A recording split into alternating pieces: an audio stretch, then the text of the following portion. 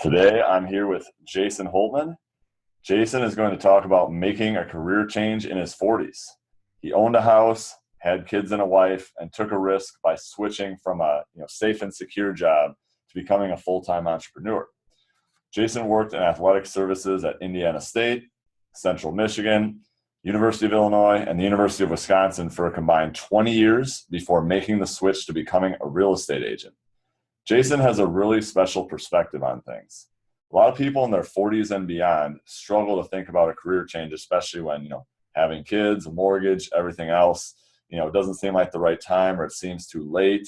So there's an identity shift that needs to happen to change careers. But he also worked in athletic services, so he's seen over and over again the difficulties athletes have when transitioning out of athletics, and he really provided a lot of life guidance and support for them as well after college when their entire identity revolves around that sport. So Jason is going to share a story of how he made a risky decision to becoming a full-time entrepreneur at an age when many prefer to play it safe, and he's also going to share how to shift your identity, and that can be applied to a lot of areas in life. Jason's going to cover a lot more as well. I'm excited to have Jason on the show.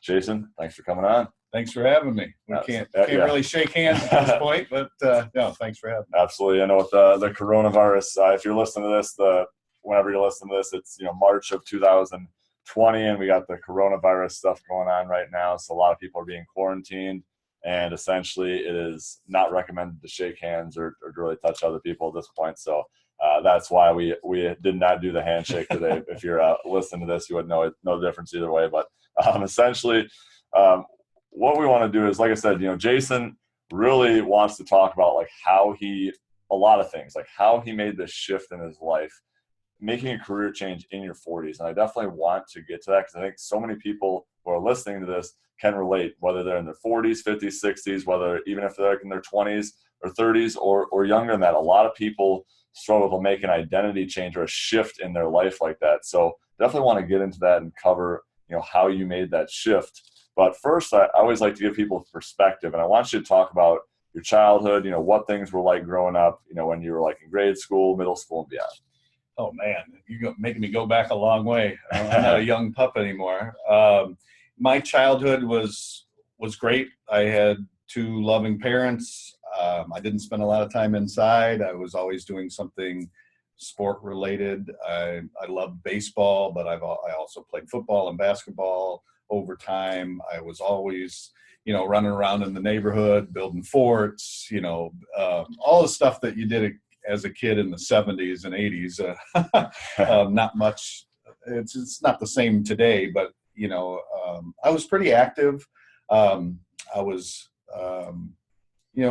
really involved with just friendships more than anything else in sports. I was a decent student. High school, I played high school baseball all 4 years. I was a decent student, but I wasn't fully engaged with school.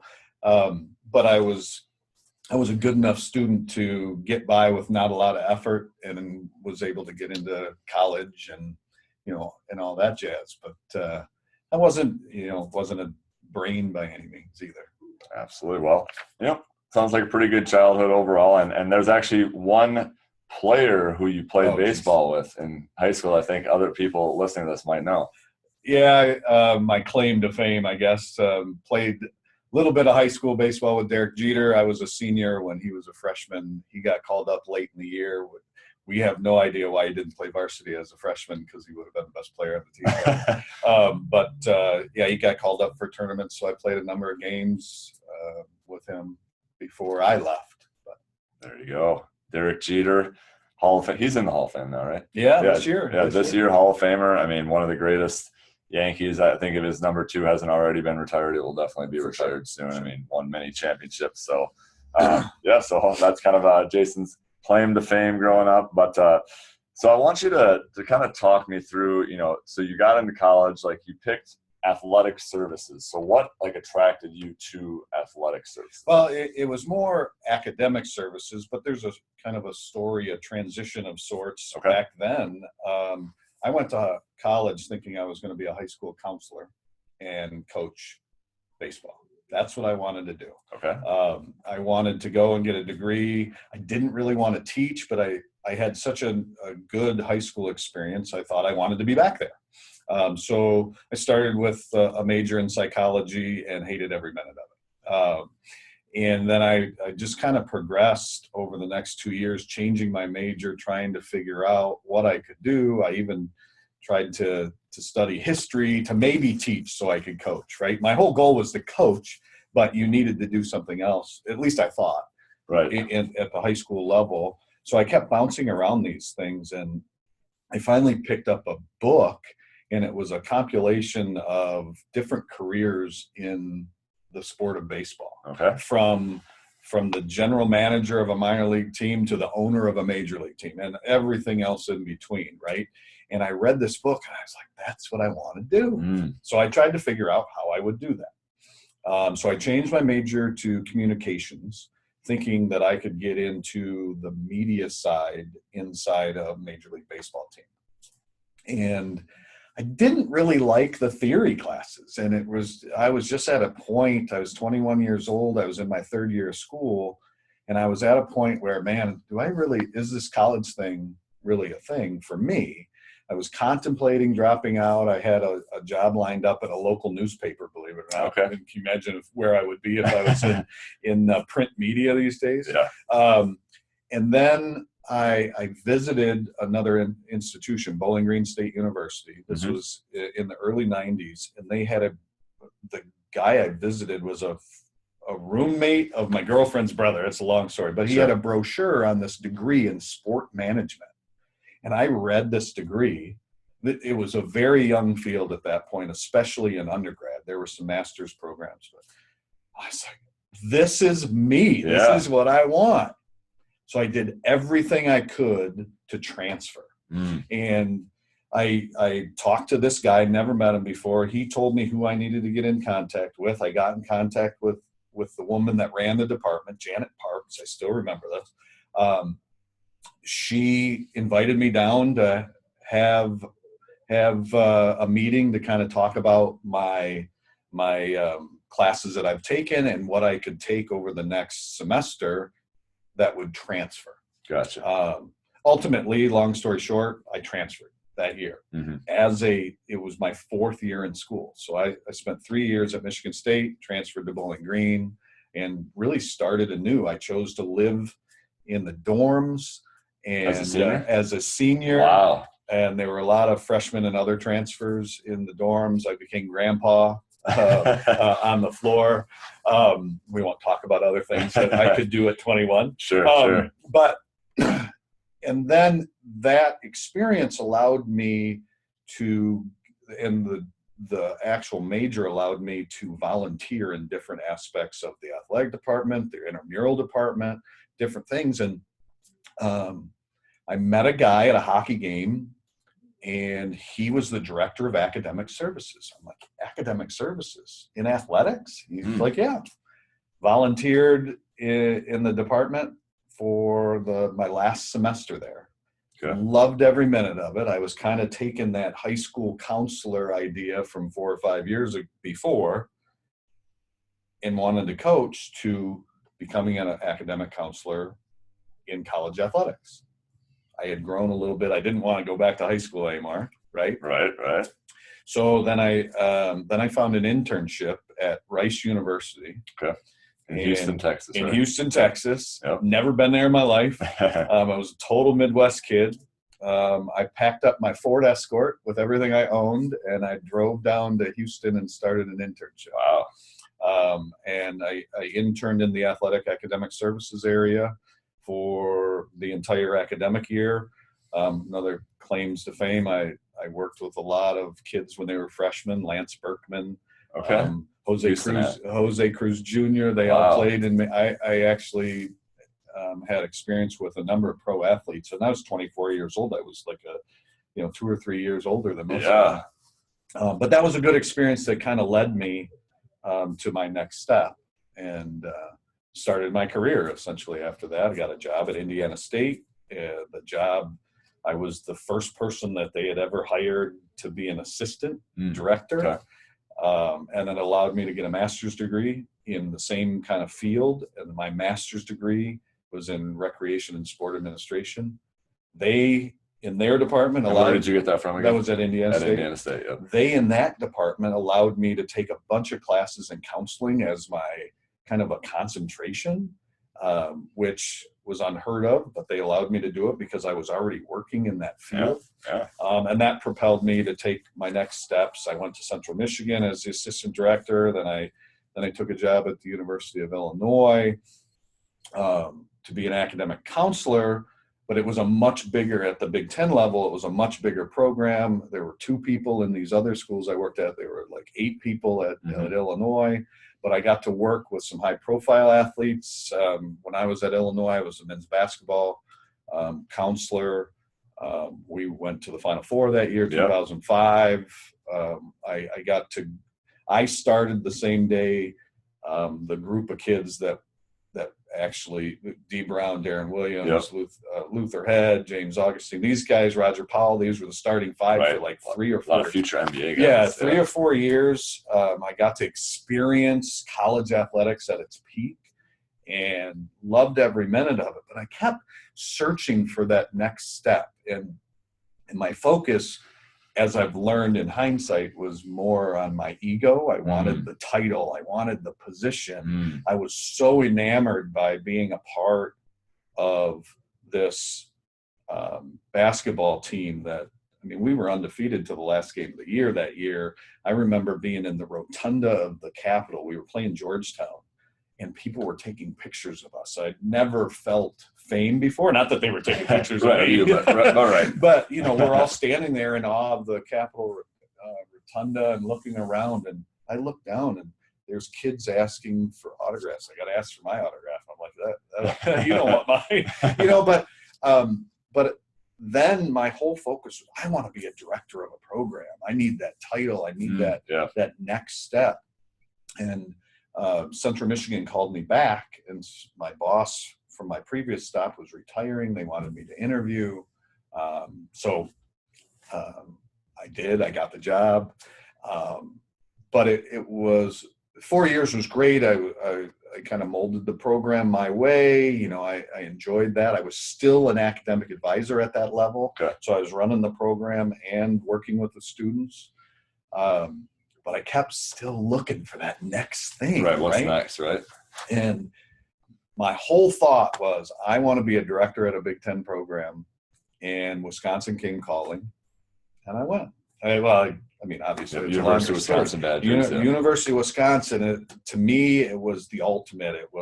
They're great at a number of different sports, including both football and men's basketball. It's a great academic school. You know, all these things came into place, and it was not what I thought it was going to be. Yeah, not quite what you thought it was going to be. Yeah. I mean, in a sense it was. I mean, my story could get as long as we could talk here. But what I found out, what I've realized, and a lot of this is in hindsight, is I became the director of a big-time program at a big-time school, but I lost touch with all the students. Okay. Because I was now management strictly. I was managing a staff. I was dealing with the upper level stuff, talking to the upper level about what was going on in academic services and admissions and all these things. The only student population I was dealing with was kids that were getting in trouble, because that was my role. Okay.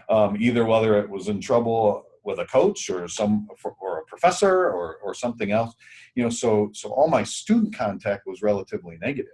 Okay. And at the end of the day, I spent a couple years just beat down, burnt out, not sure about what I want. I took this job to be a retirement job. You know, I thought I'd spend 20 years in this position, and here I was. I'd moved my family and different things, and that's important too. I think what you said right there is that you had a family, so wife and 2 kids at this point.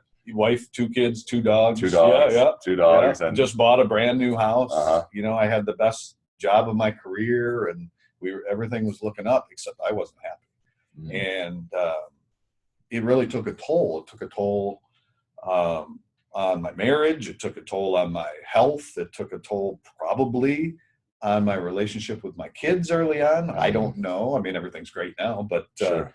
you just don't know what the impact of that negativity was having on my world around me. Right. And I was so inner focused about how much I just didn't care for what I was doing, and I was spending a lot of time doing it. Yeah. So essentially, I mean, I think a lot of people can relate, even if they're not going through specifically the profession you were. Like you go for a while. So like you said, you felt like you had connection with students earlier on in your career. And then as you were kind of going through your career, responsibility increased, but you started to, as you kind of moved up the chain, you started to feel like you weren't doing the things that you originally liked to do. So like at that point, like I'm sure that was just really difficult for you to kind of do that, because you really like the connection with the students, right? Absolutely. That is, in like I said, it's in hindsight, right? Yeah. I didn't realize this as it was going on, but the thing that I was most passionate about, even when I was 18, is I wanted to help people, right? So that's why I wanted to be a high school counselor. That's why I wanted to coach. I wanted to be that person of influence for other people. And that's how my career was for 17 years, for the most part. And then I was in a position where that really wasn't happening, or I was focusing on the negatives and not allowing those things to happen. I'm a much different person today, and I think I would be much better at that career today, or that at least that specific position, right? Yeah. Because of what I've learned in the 6 years removed from it. Okay. But at the same time, I was miserable.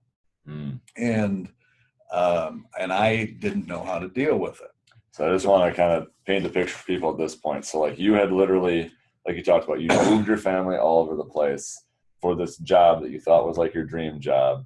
And at this point, like you're in your 40s or late 30s at this point, which almost mid 40s. Almost mid 40s at this point. So for you, just to give people context, like you're at a time in your life when a lot of people like are just kind of settled in what they're doing. You're not happy. You've moved your family all over the place, and it's just really tough at this point for you because you're not doing what you wanted to do in your life. So like, I mean, how hard was this to deal with at this point? It was pretty difficult, especially personally. Yeah, personally, right.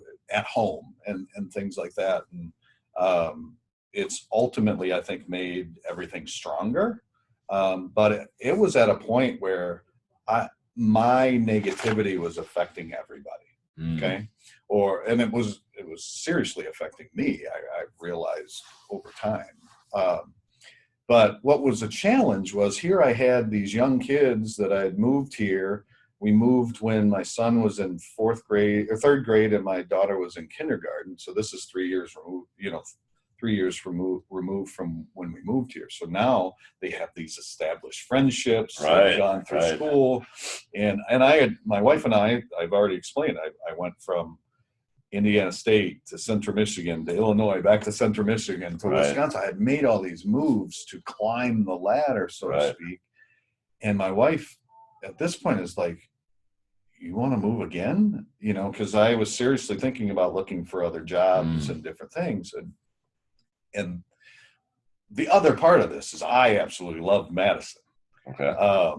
And it was the first place we actually, or at least I did, I actually loved to live. Madison, Wisconsin, yeah. Not saying anything bad about the small college towns I was in before, but, this was, if anybody's ever been here before, it's a great place to live. And I was trying to figure all that out. So the next step was, what do I do? Right. You feel like you're struggling. You don't know what to do with your next step. Yeah. So kind of take me through that right now. Like at this point, your mindset's obviously like you like this place. You want to stay here. Your kids have kind of built their roots here. Your family's built their roots here. But you're not happy personally. So like a lot of people I think are in that situation, right? Like they feel like they've gotten to a certain point in their career. They're not happy. They're not fulfilled. And at this point, you're in that situation. Like you've built up a career, but you're not happy. You're not fulfilled. So for you, I'm sure it's tough to kind of figure out what the next step is. So talk about like what your mindset was like moving into that next step and kind of how you figured out what you wanted to do. Yeah. And even going back a little bit, my mindset was always set on what's next, right? What's the next job I can take to better my situation. Well, now my mindset is, what else can I do? You know, if my family wants to stay here, I can't just go and get this job somewhere else in Madison because there isn't one, right? Sure. I used to say all the time, I think at the time there were 125 Division I football programs. I was one of 125 people in the country running an academic services unit. Sure. Right? That's a small population, right? So I couldn't just jump and take that same job. And it was a process. I decided that it was in my best interest to walk away. So I walked away from the job. I had some conversations with some people, including my financial advisor. Wanted to know, you know, what type of cushion I had in order to do this. And so that kind of set me up. I basically had this summer. So in all of these moves, I bought a house. I had been friends with a number of real estate agents. I was interested in real estate. So I had a conversation with the two people that helped me buy a house here. One being the broker, the co-owner of my brokerage that I work at now. Okay. He was my initial real estate agent. Okay. And while he was buying the brokerage, he handed me off to another guy, who's now the guy that actually got me into real estate. Nice. And whose team I work for, or work with, I guess. So had conversations with both of them. I still was I was fearful of changing careers. I was fearful of going from a salaried employee with benefits to entrepreneur, a business owner. A lot of people don't understand real estate, but we're our own businesses, right? Yeah. So we're a 100% commission job. We're no benefits unless you buy into it. Now I had some to fall back on with my wife, but at the same time, I'm trying to juggle all that stuff. And so I decided to interview for other academic services director positions that were out there. Summer's a big time of transition and change. So there were some jobs open. So I interviewed for 3 or 4 of those jobs. And I interviewed at my alma mater. Okay. So there was some familiarity. I had been there in 20 years, but there was a lot of familiarity. Is that Bowling Green? That was at Bowling Green. Yeah. And I was sitting there thinking I was going to take the job until I met a couple people in the athletic department. I'm like, this is the same job, just at a different place. And that was the thing that said, I don't want to do this anymore. I don't want to deal with the stuff that's really beating me down. I need to do something else. And that was the moment that I realized that maybe real estate was where I was going to go, because that's where my connections were. That's who I had the relationships with outside of college athletics. I had these real estate agents that I had befriended and different things. And so then I talked to Tony, is his name. I talked to Tony. I said, what do I need to do? And he said, man, this was 2014. We're not quite ready to bring anybody on. We want to bring on a part-time, not a part-time, but a transaction coordinator. We don't want to bring on another assistant or another agent until next year, but we're serious about you coming on when that time comes. And I said, well, why don't I do this? I'm going to study and get my real estate license, and we'll see where it's at. And then a week later, I had kind of an epiphany. I'm like, why don't I just be their transaction person? Okay. And, I think in his mind, he pictured somebody else other than a mid-40s guy that's coming out of, some other career, right.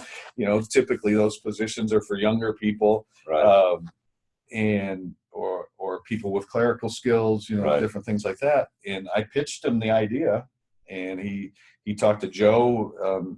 He and Joe own the team together, and they said, I think we want to do this. Okay. I'm like, here I'm going to go to an hourly position with no benefits for 5 months. We talked about a transitional stage, and my job was they were rocking. They were doing number of transactions, and they were kind of, I mean, your wife's in real estate, you know how it can be. They were doing all kinds of business, but they had nobody to rein stuff in. Gotcha. So I was able to, I hope they would say this, but I was able to kind of rein everything in, put some structures in place, some initial structures in place, get everything ready to go. So when they hired the actual person to replace me, we were in a good place for me then to become an agent.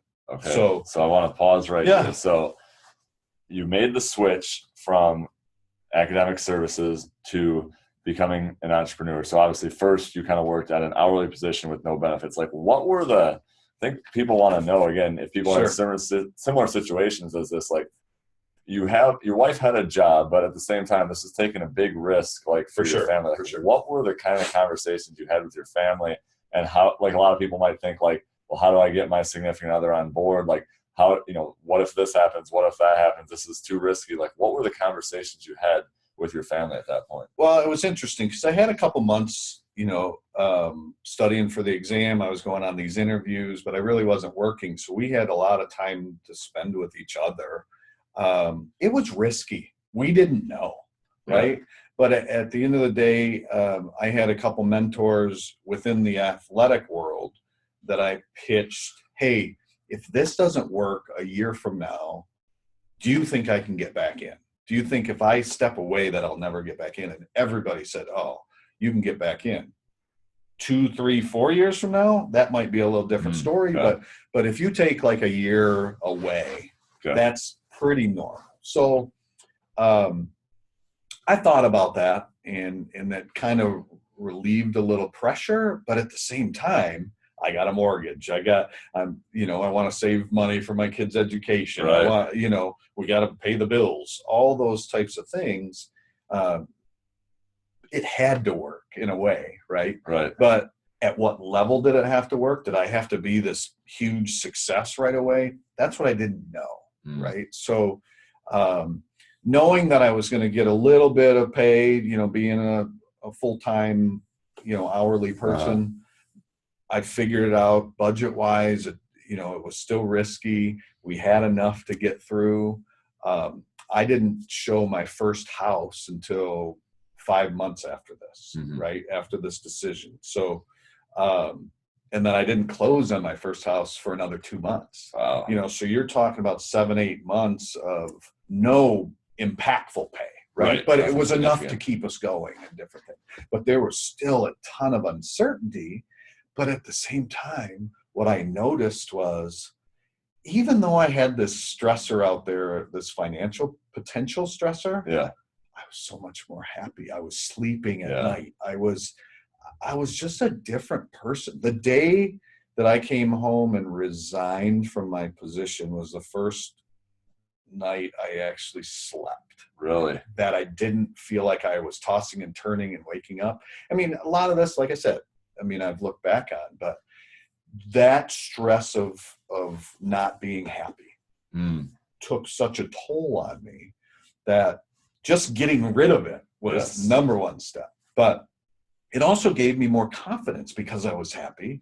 And then this was going to work out. I saw these guys, they were younger than me, but they were having a ton of success. So that helped. I surrounded myself with people that were having success. So I didn't think about not having success, right? Nobody was limiting. We talk a lot about limiting beliefs. There was nobody that was limiting my beliefs.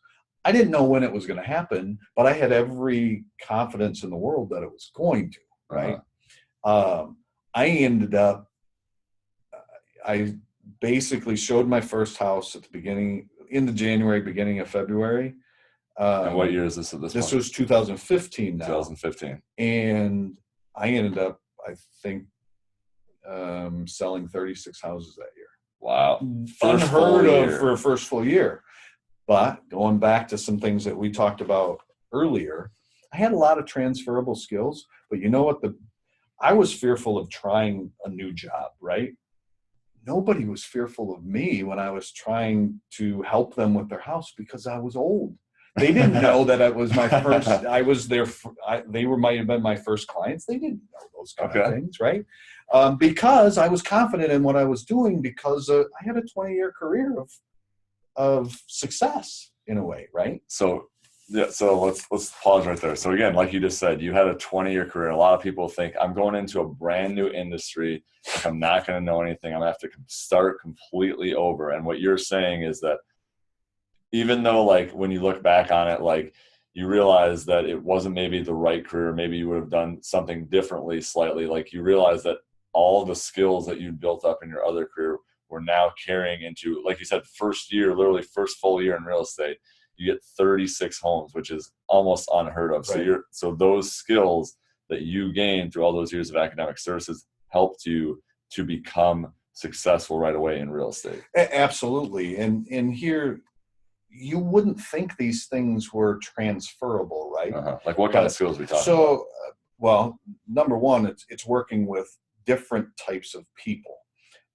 In my previous role, I was working with 18 to 22-year-old college students. I was working with multi-million-dollar coaches. I was working with administration on campus, whether it be from an academic advising or the president of the university. I had contact in different roles with donors and people that are giving money to, just a wide variety of people that I had to talk to on a daily basis. I could walk out of a meeting with an 18-year-old freshman and walk into a meeting with the president of the university, right? Yeah. So in real estate, you're dealing with old buyers, young buyers, people that have owned homes before, people that are new at this whole process. Mm-hmm. Then you're dealing with the real estate agent on the other side. Yep. You're dealing with the title company. You're dealing with the inspector. You're dealing with the mortgage lender. And you have to have different types of abilities to talk to those people in the way that they need to be talked to. Right. That was a transferable skill that I had no idea I had until I had to put it to use doing something else. Right. And I think people get caught up with their identity of what they do for a living. Like, I worked in college athletics. Right. That was my identity. Right. Just like a student athlete on a basketball team is a basketball player first, sometimes, and a student second sometimes. We used to talk that you should flip that around. I used to say it's equal. We talked about, a lot of times in my previous career, we talked about identity a lot. Yes. And I'm a white male, I'm married, I'm a Midwesterner, I have a college degree. I fit all these different identities, right? But I was so focused on, I work in college athletics. Right. Well, now I don't. My identity is I'm a real estate agent. I'm a real estate consultant. I'm a realtor, however you want to phrase it. Sure. But I'm somebody that helps people buy and sell homes. I'm somebody that is the go-between to make this dream of home ownership a reality, right? Just shifting that identity. But at the end of the day, my passion or what drives me was always helping people. Yeah. I'm just doing it in a different environment now. And I think people get caught up, well, I'm an accountant, or I'm a trainer of some sort. They get caught up in that identity and not realize we're made to do a plethora of things. I mean, one of the things that I admire about you is not only did you start a podcast, but you're a real estate investor, you're a nutrition coach, you're a strength trainer. You have all these things that you can do. Maybe they connect a little bit, but you can do them all at the same time, right? I mean, you're not doing everything at once, right, but you're doing them all at the same time. I never realized that. I got up every day, took a shower, got in the car, drove to work, worked all day, and drove home, had dinner, sat around, and waited for the next day to happen. Some people, that's how they're made up and how they're driven. That's fine. That's perfectly fine. My issue was I got into a situation where I wasn't happy doing that. And I needed something to happen. And I needed to be at my most uncomfortable to wake up and go, I got to do something about this. Right? And we talk about a lot in the real estate industry. Like, when do people buy houses? when they're so uncomfortable with paying rent, or their lease is up and they don't want to do it again, or whatever, or they're in too big of a house and they need to downsize, or they're going to move and retire in Florida or Arizona or North Carolina, that's when it happens. People don't just sit around and go, let's go buy a house. They have to be in a state of being uncomfortable to a certain degree. Yes. That motivates them to do that. Well, I think the same thing happened in my career. I needed to finally hit. I had friends telling me I needed to be in sales years before this happened. Yeah. I'd sit around at a buddy of mine. We were all getting together, and people would go, "You're in sales, right?" I'm like, "No, I work in college athletics." "What? You're not in sales?" Because I didn't know any better. I went to school. I wanted to work in sports. I found my niche that I was good at, and I did it for 20 years, right? Yeah. But even if you're not in sales, you're still selling people on your ideas, right? You're selling students on why they should do things a certain way, your staff. And I think about going back to the whole transferable skill stuff. I had to meet with recruits and essentially sell them on our services, on the university, on the coaching staff. I had to do a number of things in that role where I was selling my staff on what we were doing, or I was selling, and I don't like getting into the whole sales thing because I actually don't feel like I'm in sales. I'm more of a consultant than I am a salesperson, but I get that. Sure. I get that concept. But I did have to consult through a lot of different things in my previous career that I'm doing now, just with different things, right? Yes. So you have to have that skill set, and that's why it transferred so well, I think, into this career. Absolutely. Yeah. But I think people get bogged down with going back to the identity thing. I'm just an accountant.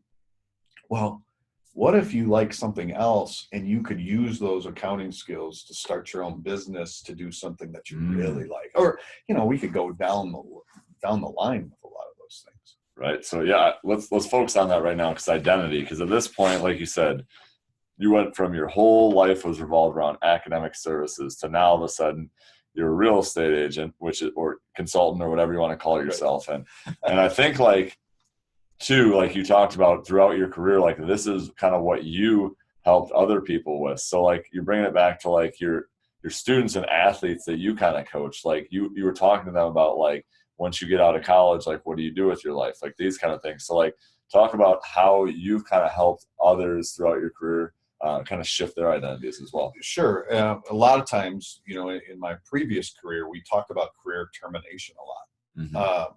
Whether or not you're a high school athlete and you can't be a college athlete anymore, your career is terminated. Same, if you're a college athlete and you can't go pro, your career is terminated. Your identity becomes, I'm a basketball player, to I'm a former basketball player, right? And that is a very difficult transition for a lot of people when they have this finality, and it's an ending of the most important aspect of their life. Right. I had a hard time getting over that I wasn't going to be in college athletics anymore. It was more about being around athletics because that was my life, right? And now I'm in a career field that doesn't revolve around athletics. Maybe a round of golf here or there, or I go to a basketball or hockey game or something like that. But I thought that was going to be my biggest issue, and it wasn't. It took me a few years before I went to a football game, or I don't know if I've been back. I know I've been back to one basketball game, but it was a basketball game down at the University of Illinois. I shifted my mentality to where I don't need that in my life anymore. And that's one of the hardest things for at least athletes to do. How do you go from practicing every day your whole life to being completely over? Yes. I feel for the people that they don't even have this NCAA tournament or the NIT or whatever. All these things have been canceled, right? So they all of a sudden had their careers terminated that when they didn't expect it. That's even worse. Right. Or even look at right now what's happening with the whole coronavirus situation. Right. That's what I mean. Yeah. Exactly. A lot of people, right, they go from all of a sudden they think they're even going to have the end of their careers in these NCAA tournaments, which, depending on when you're listening to this, March Madness, the men's NCAA basketball tournament, just got canceled and is not going to happen because of the scare from the coronavirus and the fact that they want to, flatten the curve and not have people, get infected or get exposed to this. So you're right. Like what you said there was people is end like that. And I think so many people can relate to that. Like, I kind of made an identity shift myself when I switched from a sports writer to becoming a strength coach. So I can relate to that as well. But how does someone like handle that and deal with that? Like, are there like steps, like, this is step one, this is what you do, this is step two? Like, what are things that people who have something taken away from them, like, how do you move on from that? Well, I think the first thing is preparation. And this is why I kind of feel for these folks. They still have school to finish out, but they weren't prepared yet to leave. And I personally believe it needs to start earlier than just your last year or whatever. But that's a whole nother conversation. But preparing yourself to deal with this transition, when people's careers, athletes or whatever, are forced to be terminated, that's very difficult. But at the same time, you should know it's going to happen, right? Because there's only a finite amount of time you can play the sport. But once it's very difficult to pinpoint. I was a psychology major for 1 year, so I don't have all of the psych background, right? But it really is individualized in terms of how you're going to deal with this. And I think, though, when you're afraid to make that choice, if you're sitting in a career that you don't like or sitting in a job every day that you don't like, you're fearful of that transition. Right. And so therefore you never make it. And I was that person probably for a number of years. I had peaks and valleys of where I thought, maybe I don't want to do this anymore. But it wasn't until at my most uncomfortable that I realized I didn't want to do it anymore. Right. So fear takes over. And I think that's the first step, is to get past the fear. And how do you conquer that fear? I don't know. I mean, I wish I could answer that question, because I think fear causes a lot of problems throughout people's lives, not just in their career. Sure. Right? People right now, coronavirus, they're fearful of going to public areas, or they're fearful of going. Some people are, some people aren't. Right. Why? Just people approach things differently. People are made up differently. There's a lot of people that would consider themselves worry warts, and other people that aren't. It's how do you change your mindset? If you have this fearful mindset, how do you flip that script? And that's a question I don't know. I'm not qualified to answer. Here I am. I'm a local real estate in the Madison, Wisconsin area, right? And I'm trying to answer that question. But, sure. It's something that has to be done if you are going to make that shift in your life, right? So number one, I think you have to overcome fear, and then you have to be prepared and have a plan. And that plan can be fluid. You can change, but those two things, I think, are your first step. You can't just go and go, I'm done, I got to start something new. Right. I don't think that's the transition that you want. It's completely but even ready. And if I use the college student athlete as an analogy, they know after 4 years something else is going to change, right? They either, if you look at most student athletes, you hear that whole NCAA thing, most student athletes are not going pro in their sport, right? Totally. So that you're going to move on to something else. Well, your education and the classes and the career development services people, they're all trying to help you initially make that transition, right?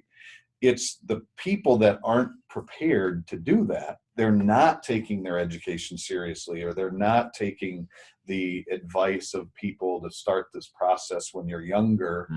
They're not taking those things seriously. So when they get to their senior year and all of a sudden it hits, they're not prepared to take that next step. So sometimes they can have a lag. I don't know how many students graduate from college and their first job is a bartender or a server at a restaurant, because they're not ready. They haven't been interviewing. They haven't prepared to go to this next step.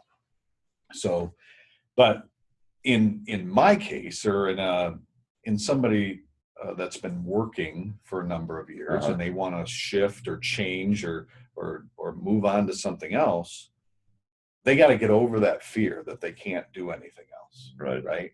And then they have to, okay, I know I can do something else. This is what I'm passionate about. Maybe they're talking to other people like I did. I had conversations. I set up appointments with people that I had relationships with that I trusted their feedback. Yeah. Right. That was the first step. I talked to my financial advisor to make sure that this was financially feasible for my family. That was a step for me. But everybody's steps might be a little different.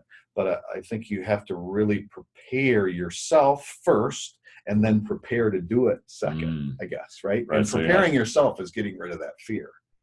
Right. So, and that kind of can help ease the fear too, by not just taking the shotgun approach, or just like saying like, oh, I'm just going to try to figure it out now. Like you said, even if you're a college athlete, like, coming up, okay. Or let's say you're like a parent of a high schooler or something like that, who's about to end their career, right? Like, that's coming up. So helping them prepare for that, and not just like wait till the last second and prepare for that, then it's easier to make that transition. Absolutely. And one thing I wanted to bring up here, that I think a lot of people that are in the position I was in, they also have all of these people telling them essentially they either can't or shouldn't do what they're thinking about doing, right? And there's one of the things that I've changed in my life is I read a lot. I never really read before, right? Yeah. We've kind of talked about that on the side. But there's this concept of sunk cost, right? And they get so enamored by, well, I've been in this career for 20 years. If I change now, what's this 20 years? It's been a waste. Or my mom, Jason, you paid how much money to go to college to get 2 degrees to do what you're doing, and now you're going to move into an industry that you don't have to have a 4-year degree, and you have a master's degree. I'm like, so everything I've learned over the 20 years is going to help me with this new career. Yes. But you have these negative people telling you, what are you doing? What do you mean? You don't have this, you don't have that. Why? But you paid all this money for this. I moved once. One of the reasons I'm in real estate is I've owned 5 houses. Right? But I moved once. We owned a house for 7 months. Okay. I lost a lot of equity moving after 7 months, but I did it because I got a better job. Yep. Right. And if I use the mindset of, well, I got this house, so I shouldn't take the job. How ridiculous does that sound? Right. Okay. And to be honest, I moved here after the recession, and we hadn't really recovered. Okay. I had to take a loan out to sell my house. Wow. But I knew that going in, but I thought the pros way outweighed the con of having a little bit of debt for a while, right? So I could have easily said, we can't move now. We're just coming out of a recession. We can't afford to move. We're going to take a loss on our house or whatever. I made the decision that that's not as important as the job, right?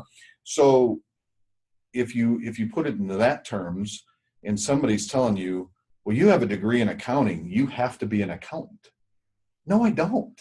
I can use those skills in something else, right? I don't know why I keep focusing on accounting, right? Because it's tax time. Maybe. But yeah, I mean, I think that's one of the first steps.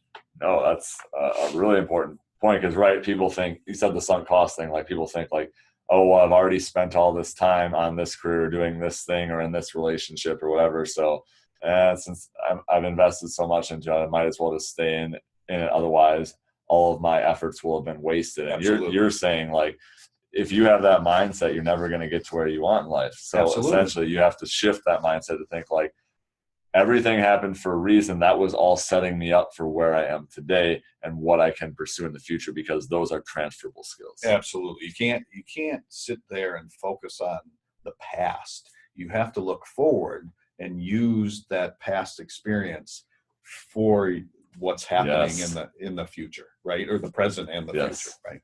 So that is incredibly well put, and I think an important point for a lot of people. And I want to, I think that was a really good talking point. Another thing that you talked about, so we talked about, redefining your identity, kind of shifting your direction in life. So now after you've shifted your identity toward becoming a real estate agent, another point that you brought up was like right away, you made a pretty big impact, and you've really prided yourself on in your career, making it about relationships, not about transactions. I think a lot of people, even with sales, think like, oh, it's sales. Like sales is different than relationships. That's what I thought, right? Long time ago. Right. So like, how did you shift that mindset to thinking like, okay, I'm not, selling people, I'm actually developing relationships, and by focusing on relationships first, like instead of thinking of it as like selling, networking, handing out business cards, like you're in the relationship business and you kind of just like happen to sell real estate. So how did you kind of shift that mindset and talk about like how important it is to develop relationships in whatever industry someone is in? Sure. Well, I personally believe life is a relationship business. Okay. And we wouldn't be sitting here if it wasn't for a relationship that I got after I started my real estate career, because we're connected to certain people in certain ways, right? And that's why I think it's so relational. I think the fact that I was able to continue the relationship with my real estate agent from when I moved here, right, that led me to this, right? I had a relationship, not necessarily from one of my spots, but a real estate agent from another spot that I connected with. Hadn't talked to him in 5 or 6 years, but we knew each other pretty well for me to bounce some things off. That's the easy part of the relationship. You have your connections and your network and different things. But I think life is a relationship business because you never know 100% which direction it's going to go. And I've found over time, even in my previous career, one of the reasons why I was able to land certain jobs that I got was because of initial relationships I had with people that were going to hire me. Okay. Yeah. I was asked to interview for 2 jobs because of that. Because right? of who you knew. Because of who I knew. And people say all the time, life is a lot about who you know. Part of that is true, but it's also about nurturing and caring about those relationships over time, right? Right. You've made a significant impact on me by just talking about health, weight loss, strength training, but mindset and limiting your beliefs and things that we've had the opportunity to talk about with one another in different relationship groups. Sure. We can call them business groups or book clubs or whatever. They're relationship groups, right? We have a relationship with each other. If we're in a book club, we have a relationship with each other that's centered around this book potentially, but we're getting to know each other much more than just reading pages in a book and talking about them, right? So, and just really quickly for everyone listening, Jason and I did originally connect through a book club, and that's how he's making this connection right now. Right. So, and it was a great book. But then we've learned about other books that I have read that have led into some of these talks. I mean, I can go through a top 5 book list, but that's not what I'm here for. But, but going back to the whole relational thing, in sales, in my opinion, the better you are with relationships, the more successful you're going to be. But I also believe that they need to be organic relationships. They need to be true. They can't be forced. They need to be nurtured. You need to have a connection. There are people that I've come across that I just don't connect with. I'm not going to have necessarily a great relationship with you. So you can still pick the people that you're overly relational with, right? But I just think along the way, you develop those relationships with people, and that's going to just better your life in general. Right. And I, believe it or not, I've probably in the last 5 years fielded 5 calls from people in my former life. Talked to each of them for at least an hour on the phone about, Jason, I want to do something different. How did you get into real estate? should I get into real estate? Different things like that. So don't use real estate just because I left the profession and started real estate. You got to really want to be in your next career before you jump ship. But one of the people I talked to is a very successful real estate agent out in Milwaukee. Another person didn't choose to do it, and he took another job in the industry. You know, a lot of different people, you know, just wanted to talk about it because they saw somebody. I was very involved on a national level in my previous career. I sat on the national board of our organization. Which organization? Things. It's the National Association of Academic Advisors for Athletics. All right. N4A. They have since changed the name to include student development personnel. Gotcha. But it was called the N4A. Had a lot of experience at the national level. That's one of the reasons why I was able to get the job at UW, because of my relationship with the former director here on that board of directors, right? So, you know, things come full circle. People call that networking, or people call it, you know, your sphere of influence or whatever. But what it boils down to is having a relationship with a number of people that you can whatever you need, use. I don't want to say use, because I'm not using those relationships, but those relationships are springboarding you into what you need to do. Right, whether it's in business, friendship, anything else. Well, I mean, I had a relationship with a guy that I'd never met before. He was a lender on one of my closings. That was a referral from an agent in Arizona. Okay. So we sit down, and we had another person in common. While the people were signing their documents, he and I were, you know, kind of small talk at the closing table. Sure. Turns out he knew somebody else. We started talking. He invites me to lunch. I go out and have lunch with him. Hey, you know, Jason, I started this group for realtors, young or new people. If you'd like to join, come join. I'll join. Yeah, I'll do anything. Right? Sure. So I joined that group. Met your wife. Yeah. Right? Okay. Same guy puts together a book club. Do you want to be a part of it? Sure. Go to the book club. Meet you. Yep. All because we had a connection at the closing table that felt comfortable enough for him to invite me to lunch, for him to invite me to another group, for him to invite me to another group, and that's where we met. Right? Yes. And since then, my son knows you, my wife knows you. I've lost 35 pounds in the last 7 months. Incredible. And I owe a lot of that to you, from a mindset perspective and different things, because you did it for my son, you know, or we talked about streaks. We talked about, tracking. We talked about a lot of stuff, you know, and that's where the relationship is so important. Right? Yes. Because it impacts so many little different things of your life. I know we kind of got off topic from being a 40-year-old changing their career. No, that's great stuff. Yeah. So, I mean, it's awesome.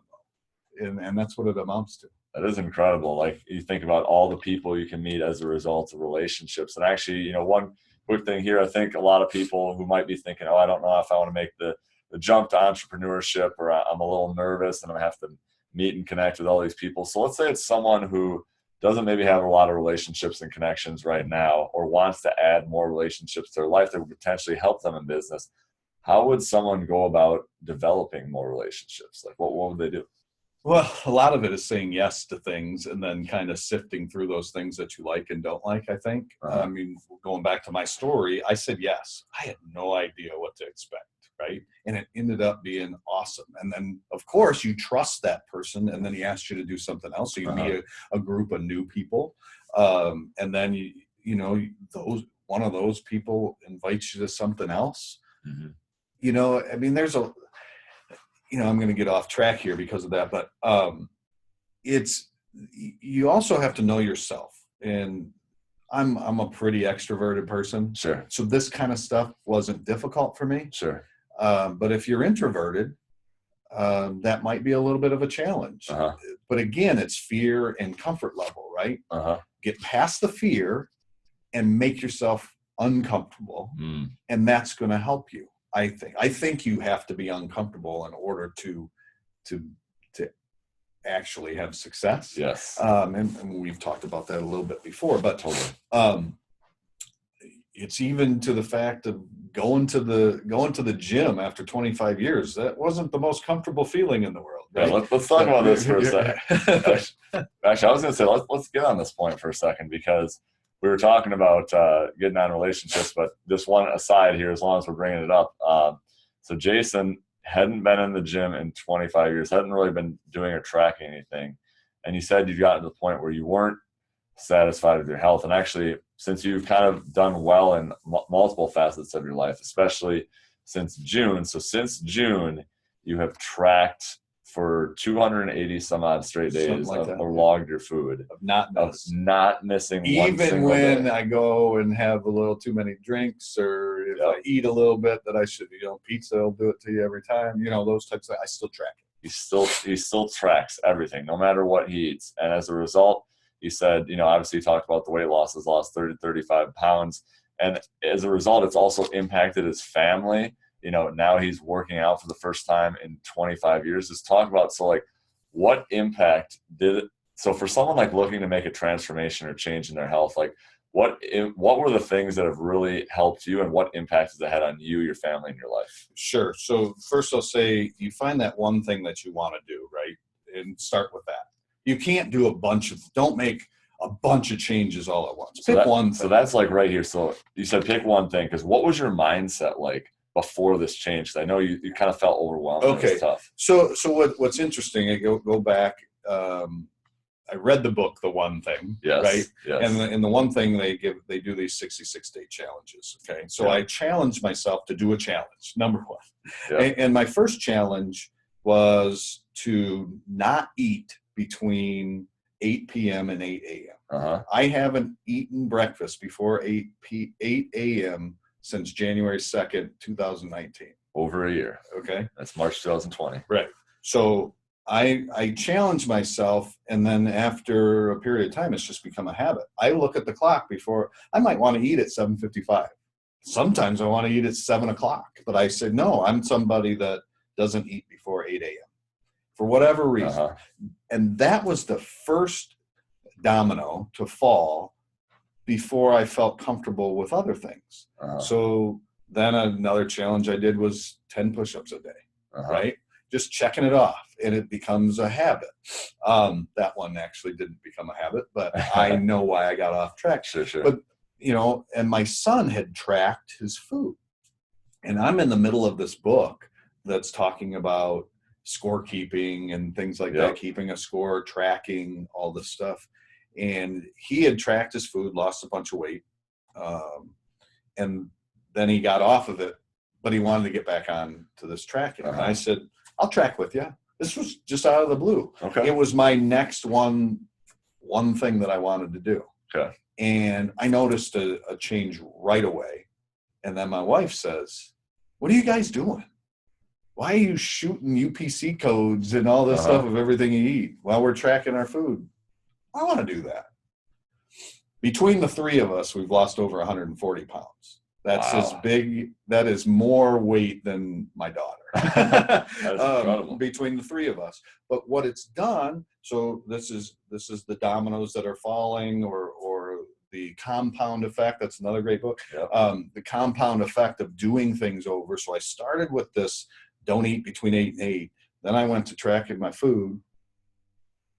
I got to a point physically where I was confident enough to contact you and say, hey, I think I want to get in the gym, right? And then I sign up for that, and I'm sore, but this is great. I do whatever. My wife signs up for it, Yeah. And those are the snowball effects of starting with one thing and just keeping. I just want to keep challenging myself with something new. So this is the new thing. So it's been about 2 months, and I haven't felt this good in a long time physically. Right? Physically, right? I'm a little sore depending on the workout, but yeah, I mean, those are the types of things that just from tracking something. So I tracked how many times I ate or I didn't eat in that window, which was every day for 66 days, and now it's been 400 and some days that I haven't eaten before 8. And then I started tracking my food. I did that for 6 months before I joined the gym. Now it's been 2 months that I've been 3 times a week, every week. I mean, folks, listen to this. Like, most people, when they are aiming to lose weight or get in shape or get healthy, get fit, get their fitness back in, go like all in at one time. They're like, I'm going to cut all my carbs out. I'm going to never, eat this food. I'm going to work out 6 days a week. And listen to what Jason said here is he started with one thing. One thing, which was literally not eating between 8 p.m. and 8 a.m. And he did that for a while. He said the 66-day challenge, which basically the book, The One Thing by Gary Keller and Jay Papasan, states that it takes about 66 days to build a habit. It doesn't take 21 days, doesn't take 24 days or 30 days. It takes about 66 days. And he focused on that one thing. And by just continually focusing on one thing, he's built it into a lifestyle. So he didn't approach it as I have to, get in really good shape in like 30 days and then I'll be good and then I can just kind of maintain and coast. He's really developed this into a lifestyle. And I think that's something that's a really important point to bring up and something that he's done really well. In the book Atomic Habits, we talk about stackable, right? Yep. I think that's the book that talks about habit stacking. Yep. And that's essentially, what I've done is I stacked one habit on top of the other, but each time it's given me confidence to do something else. Yes. Right. And I think if I would have done, okay, I'm not going to eat between 8 and 8. I'm going to track all my food and I'm going to limit my calorie intake and I'm going to start working out 3 to 5 days a week and all that stuff. I wouldn't have done any of it. I would have just walked away. I'm too overwhelmed with this. Right. But you do one and then stack them. And, I don't know what my next one is, but I'm going to do something else because I've been so successful with all the other things, right? So now I do all of them because they're all habits now, instead of trying to do it all at once and creating 5 new habits. Yes. So that's the biggest takeaway that I have from it. Yes, absolutely love it. And that's such great advice there on something that can apply to health, business, anything else. I know we've been going for quite a while here, and I always know that people have a certain amount of time they like to listen to shows for, and we could keep going on forever. But I have just one more question, then a few kind of final round, kind of rapid round questions that we're going to go through here. So kind of sum things up. So you've made a lot of changes in different areas of your life. So for someone who just feels like they're not in a place in their life right now where they're happy, whether it's physically, whether it's mentally, whether it's career-wise, relationship-wise, like, what is like one action step that person could take right now, today, to make a change in their life? Man, I think you have to decide to commit. But I've read a lot of stories about this one action step or this one thing that you need to do to start the whole process. I remember we talked about a guy that wanted to start working out, but his action step was just driving to the gym and then driving home, right? That was his first step. I believe that you need to think big, but keep it small. Okay. And then, figure out what that small thing is that you can try to start doing that's going to eventually snowball into bigger and better things, right? I don't know what that thing is. I think that thing is very personal for each individual. But figuring out, okay, what do I really want? How do I need to get there? And what's the first small step I can do in order to start the process? That would be my advice. So commitment first, and then that one small step that you can take. Love it. So now, final round, a few more kind of rapid fire questions.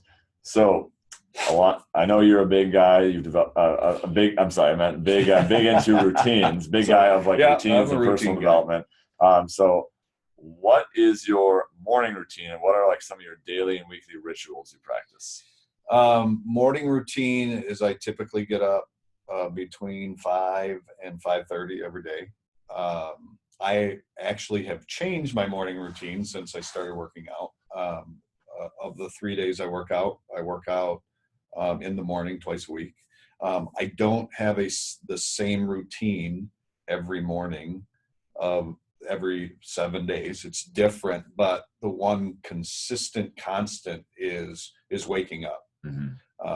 And whether it's waking up and meditating in a way, or if it's waking up and going directly to the gym, or if it's waking up, my son has a paper route. I help him twice a week.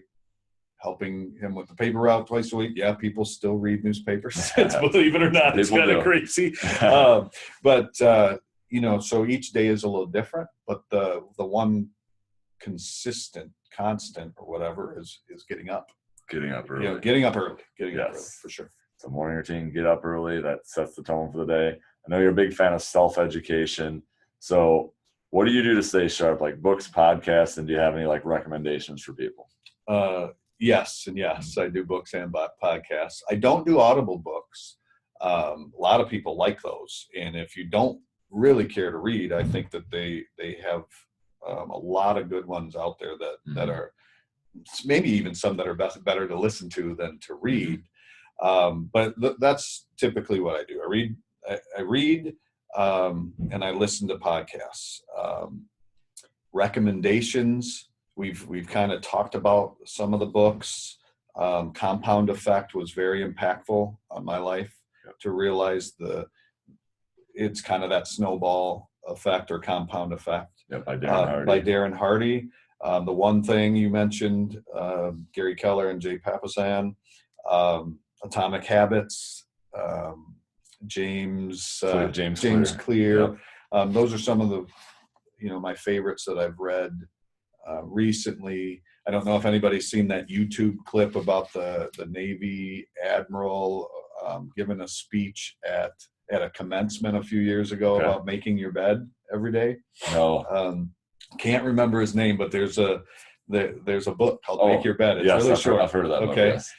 But he gave a speech, and it was like the one thing you start with, make your bed, and you've already accomplished something, right? I'm not saying I make my bed every morning, but but it was a really good, easy, short read. Podcast wise, I listen to a number of different things. I listen to some real estate podcasts, Bigger Pockets. They have 3 different podcasts that I listen to. There's a real estate investing one. There's a money and business one. I listen to Hal Elrod, who wrote the Miracle Morning books. I listen to John Gordon. He brings a lot of sports into his podcast. He interviews a lot of people in sports, but it's the power of positive is his focus, really. So those are some of the things that I listen to. I listen to yours. There you go, right? and you're on it too, so we'll be all good. There you go. We have a couple more here. So if you could meet one person in world history, like sit down and talk to them for maybe like an hour, pick their brain, who would it be? I thought about that question a lot, because this is a pretty it's so difficult to pick one person. I'd say on the top of my head, and I think this is a answer that a lot of people throw up, but I'd really like to meet JFK. Yeah. There's some things historically that we don't really have answers to, and I wonder if he would give them. But I just read something in a book about the Cuban Missile Crisis and the handling of Bay of Pigs before that, and then the Cuban Missile Crisis. And it talked about his calmness and his stillness in making the decisions that they ended up making. And it just I've always been kind of enamored by the whole JFK thing. So that's going to be my answer today. All right, JFK. So for today, might be different if we ask you in a week. Right. Today, JFK. All right. 3 more here questions. So what are a couple of hobbies you have outside of like real estate and business? Hobbies. I like sports, obviously. So I watch sports a lot. I like to coach. I've coached my kid since he was 4. Other than that, I like a good beer. If that's a hobby, not that I'm going to go and drink a bunch of them, but I like brew pubs and stuff like that. Just trying new beers and things. They got a lot of calories in them, Luke. Yeah, so but you log it as long as you log it, right? Right.